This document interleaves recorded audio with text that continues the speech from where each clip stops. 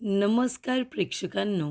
आजच्या एपिसोडमध्ये इथे आता अर्णवने ईश्वरीला फोन केलेला असतो. अर्णव म्हणतो, मिस इंदोर, लवकर जरा इकडे ये, मला तुझ्याशी बोलायचं आहे. तेव्हा इथे अर्णव आपल्या रूममध्ये असतो. त्याच्या मनामध्ये खूप सारे विचार आलेले असतात आणि त्या प्रश्नांची उत्तरं त्याला हवी असतात आणि म्हणूनच तो इथे आता ईश्वरीला आपल्या रूममध्ये भेटायला बोलवतो. तेव्हा इथे ईश्वरीला थोडी कानकुनी लागलेलीच असते, कारण ती अर्णवला आता इतकी ओळखते की तिला माहिती आहे की अर्णवला आता तिच्याशी काय बोलायचं असेल आणि म्हणूनच ती इथे विषयांतर करण्यासाठी इथे आधीच हसायला लागते आणि लगेच अर्णवबरोबर बोलायला लागते. ती म्हणते, सर, काय बोलायचं होतं तुम्हाला? एवढं घाईघाईने मला बोलावून घेतलं. सर, तुम्हाला ते कॅलरीज की काय त्या बंक करायच्या आहेत का? म्हणजे माझ्याबरोबर बोलून, माझ्याबरोबर भांडून मग तुम्हाला ऑफिसमध्ये जायचं आहे का सर? म्हणून तुम्ही मला इथे बोलावलेत? म्हणजे तुम्हाला आता माझ्याशी भांडायचं आहे की काय? तेव्हा इथे अर्णव म्हणत असतो की तुझं जर बोलून झालं असेल तर मी बोलू का? प्रत्येक वेळेला हवं तेवढं बोलून इथे आता विषय बदलण्याची गरज नाही आहे, कळतंय तुला? तेव्हा अर्णव म्हणत असतो की हे बघ मिस इंदोर, मला माहिती आहे की काही गोष्टी माझ्याबद्दलच्या फक्त तुलाच माहिती आहेत आणि तू त्या इथे लावण्याला सांगितल्यास असं मला वाटतंय. मला इथे व्हॅनिला आईस्क्रीम आवडते हे तू लावण्याला सांगितलंस ना? खरं खरं सांग. तेव्हा इथे ईश्वरी नाही म्हणत असते. त्यानंतर प्रेक्षकांनो, इकडे आता सुप्रिया आणि काका दोघेजणं गप्पा मारत असतात. तेव्हा काका म्हणत असतात, सुप्रिया, तू जेव्हा घरी नव्हतीस ना, तेव्हा मगाशी राकेश आले होते. खूप चांगले वागत होते, माझ्याबरोबर बोलत होते. त्यांच्याबद्दल मी अजून ईश्वरीबरोबर बोललेलो नाही आहे. तेव्हा इथे आता सुप्रिया म्हणत असते की मी काय म्हणते, राकेश चांगले आहेत, मला माहिती आहे. पण मला असं वाटतं की आपण ईश्वरीला आधी विचारलं पाहिजे. तिच्या मनामध्ये नक्की काय चाललं आहे ते आपल्याला कळायला नको का? आणि मला असं वाटत असतं की ईश्वरीच्या मनामध्ये त्यांच्याबद्दल असं काहीच नाही आहे. मागच्या वेळेलासुद्धा जेव्हा आमचं बोलणं झालं होतं, तेव्हा ती फक्त म्हणाली होती की तिला आदर वाटतो म्हणून. पण पुढे जाऊन लग्नाचा वगैरे ती विचार करेल त्यांच्याबरोबर, असं मला तिच्याकडे बघून अजिबात वाटलेलं नाही आहे. तेव्हा मी काय म्हणते, तुम्ही ईश्वरीबरोबर बोलून घ्या ना.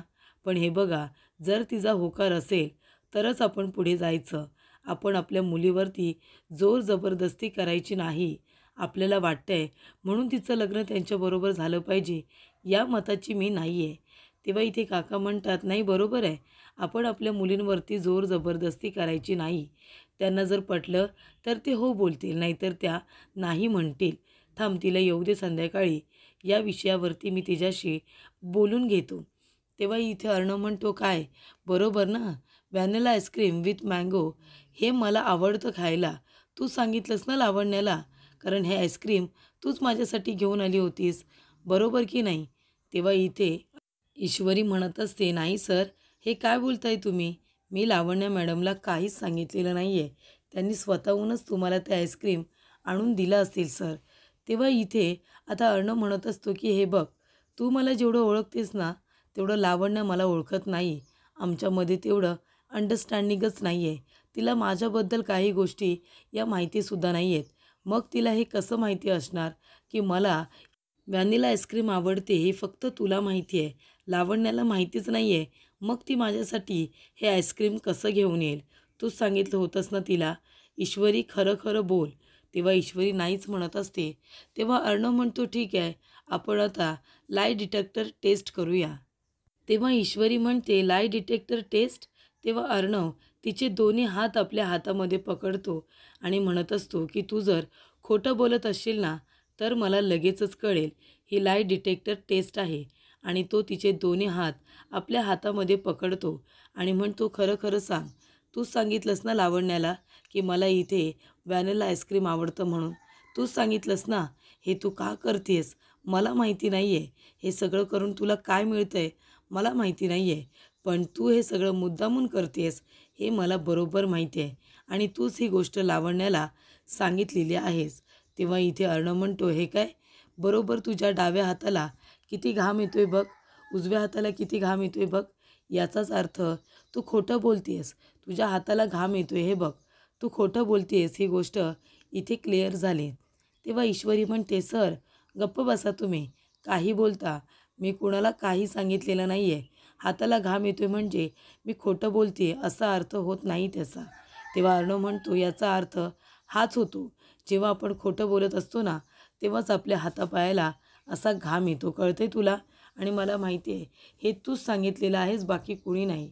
तेव्हा इथे लावण्यसुद्धा येते. लावण्य आल्यानंतर अर्णव म्हणतो, बरं झालं लावण्य तू इथे आलीस, मला तुझ्याशी थोडं बोलायचंच होतं. तेव्हा इथे अर्णवच्या हातामध्ये ईश्वरीचा हात असतो. जेव्हा इथे अर्णव म्हणतो, बरं झालं लावण्य तू आलीस, तेव्हा ईश्वरी लगेचच आपला हात अर्णवच्या हातातून बाहेर काढते, त्याला सोडायला सांगते. तेव्हा इथे अर्णव ईश्वरीकडे बघतो आणि लावण्याकडे बघतो. तेव्हा अर्णवला कळलेलं असतं की इथे ईश्वरी लावण्याला घाबरते, तिच्यासमोर जास्त बोलत नाही आणि हातात हात वगैरे पकडल्यानंतर घाबरते आणि लगेच खेचून घेते. तेव्हा अर्णवच्या आता बारीक सारीक गोष्टी लक्षात आलेल्या असतात. तेव्हा तो इथे लावण्याला म्हणत असतो की लावण्या, मगाशी तू माझ्यासाठी माझं फेवरेट आईस्क्रीम घेऊन आलीस बरोबर ना, त्याचं क्रेडिट सर्वस्वी तुलाच जातं. तेव्हा लावण्या थँक्यू म्हणत असते. तेव्हा अर्णव म्हणतो, नाही एक मिनिट, माझं अजून पूर्ण बोलणं झालेलं नाही आहे, मला बोलू दे तर खरं. तेव्हा अर्णव म्हणतो की मगाशी तू माझ्यासाठी आईस्क्रीम घेऊन आली होतीस, पण तुला काय माहिती की मला इथे व्हॅनिला आईस्क्रीम विथ मँगो बरोबरच आवडते. तुला कसं माहिती आहे? कारण आपल्यामध्ये एवढं सगळं बोलणं कधी झालेलंच नाही आहे. आपल्यामध्ये एवढं अंडरस्टँडिंगच नाही आहे की तुला माझ्याबद्दल ह्या माझ्या छोट्या मोठ्या गोष्टी माहिती असतील. तेव्हा इथे हे सगळं तुला मिस इंदोरने सांगितले ही गोष्टसुद्धा मला माहिती आहे. त्याच्यामुळे माझ्यापासून सत्य लपवू नका, माझ्याशी खोटं बोलू नका.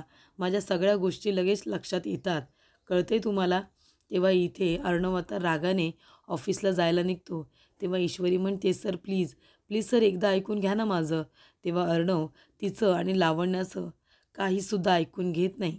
कारण इथे अर्णवला वाईट वाटलेलं असतं की इथे ईश्वरीने लावण्याला सांगितले असतं की त्याला इथे व्हॅनिला आईस्क्रीम विथ मँगो खूपच जास्त आवडते. त्यानंतर लावण्याचा तर इथे अर्णवने अपमानच केलेला असतो.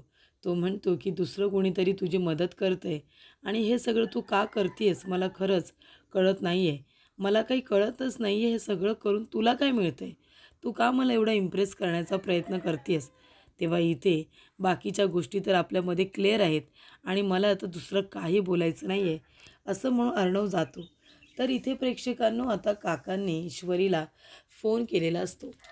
काका म्हणत असतात की इशू बेटा, आज तुला संध्याकाळी लवकर येता येईल का?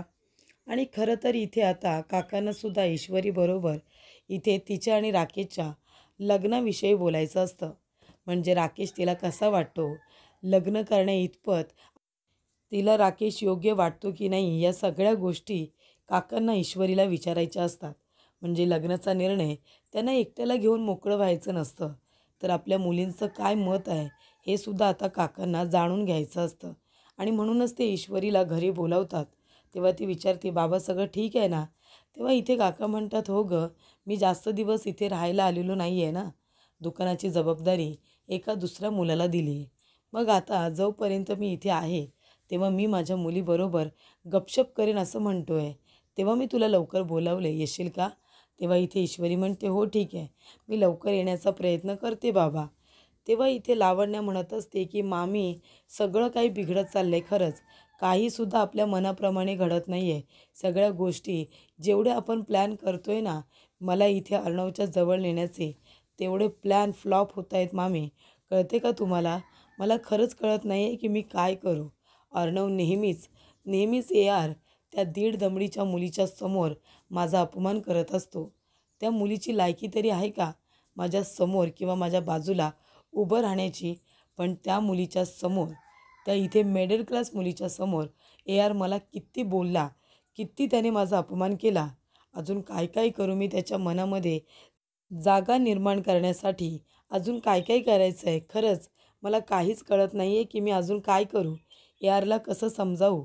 तेव्हा इथे अर्णव आता तिच्यावरती रागवलेला असतो, कारण लावण्या खोटं बोललेली असते. लावण्य आता तिथेच राहून इथे अर्णवला इम्प्रेस करण्याचा प्रयत्न करते. त्याचबरोबर ज्या मुलीचा ती रागराग करते तीच मुलगी तिला मदत करते अर्णवच्या जवळ जाण्यासाठी. त्यानंतर प्रेक्षकांनो, इथे आता लावण्य म्हणत असते की मामी, मी काय करायचं आहे खरंच मला काही कळत नाही आहे. काय करू मी? तुमचे प्लॅन आहेत ना सगळे फ्लॉप होत आहेत. असे आता हातावरती हात ठेवून गप्प काय बसलाय? काहीतरी बोला. तेव्हा इथे आता वल्लरी म्हणत असते की हे बघ, तू जास्त चिडचिड करू नकोस लावण्या, आणि माझ्यावरती तर मुळीच रागू नकोस. आवाज नाही चढवायचा. तेव्हा लावण्य म्हणते, काय करू मग मी? आवाज नको चढवू तर करू तरी काय?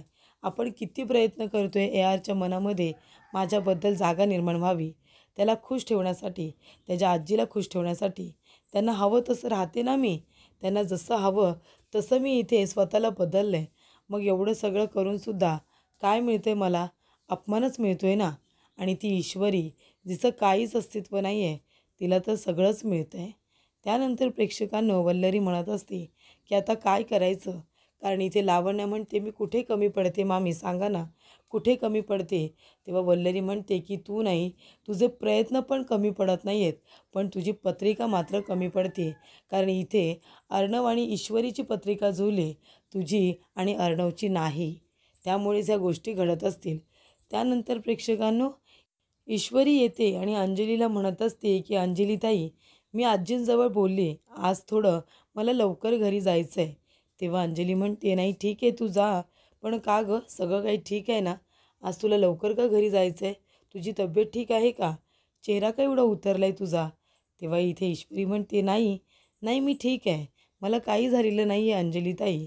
बाबा आलेत ना इंदोरवरून, मग बाबा थोडेच दिवस आहेत. तेव्हा ते म्हणाले की मला त्यांच्याजवळ बोलायला अजिबात वेळच मिळत नाही, म्हणून मीच विचार केला की बाबांनी जर बोलावले गप्पा मारायला तर जाऊया म्हणून. म्हणून मी म्हणते की मला सुट्टी थोडी आज लवकर हवी होती, मी थोडं लवकर जाणार आहे. तेव्हा अंजली म्हणत असते की जा ईश्वरी, त्याच्यामध्ये विचारायचं काय? तू गेलीस ना तरीसुद्धा चालेल. त्यानंतर प्रेक्षकांनो, इथे आता अंजली म्हणत असते, पण काय गं, सगळं काही ठीक आहे ना गं ईश्वरी? म्हणजे मगाशी अर्णवसुद्धा रागारागाने तिथून निघून गेला. तेव्हा इथे अंजली आता म्हणत असते, काय झालं, तुझा चेहरा का एवढा उतरला आहे? तेव्हा वल्लरी इथे खूपच डेंजरस आहे, ती काही बोलली की काय असं अंजलीला वाटतं. तेव्हा ती पुन्हा पुन्हा विचारते. तेव्हा ईश्वरी म्हणत असते की अंजलीताई बघा ना, म्हणजे मगाशी अर्णव सरसुद्धा माझ्यावरती रागवले आणि माझ्यावरती रागवून न बोलता सरळ निघून गेले. मी जे काही करते ते इथे आता आजींना मी वचन दिलं आहे म्हणूनच करते ना. तुम्ही सांगा बरं, मी इथे काय करते? आजींना आनंद वाटेल, आजींनी मला एक जबाबदारी दिली, ती मला पार पाडायची आहे म्हणून मी हे सगळं करते. पण इथे अर्णव सरसुद्धा रागवले आणि त्याचबरोबर लावण्य मॅडमसुद्धा. त्यानंतर प्रेक्षकांनो, इथे ईश्वरीला आता हिने सांगितलेलं असतं अंजलीने की जर कोणी आपल्यावरती रागवलं असेल ना, तर आपण बोललं पाहिजे, कम्युनिकेशन केलं पाहिजे. कुठलंही नातं जर टिकवायचं असेल तर अबोला कमी झाला पाहिजे, लोकांनी बोललं पाहिजे. किती मोठा प्रॉब्लेम असेल ना, एकमेकांशी संवाद साधल्याशिवाय, कम्युनिकेशन केल्याशिवाय गोष्टी सुरळीत होत नाही. तेव्हा इथे आता पुन्हा ईश्वरीच्या डोक्यामध्ये एक आयडिया येते. ईश्वरी म्हणत असते की चला, म्हणजे आता मला एक काम करायचं आहे. तेव्हा ती इथे लावण्या आणि अर्णवमध्ये आता सगळ्या गोष्टी सुरळीत व्हाव्या म्हणून तिच्या डोक्यामध्ये पुन्हा एक प्लॅन येतो.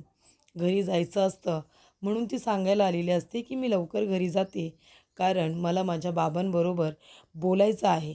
पण इथे लगेचच तिच्या डोक्यामध्ये एक आयडिया येते. ती म्हणते की चला, लावण्य आणि अर्णव सर या दोघांना एकत्र आणण्यासाठी आता मलाच काहीतरी करायला हवं आहे.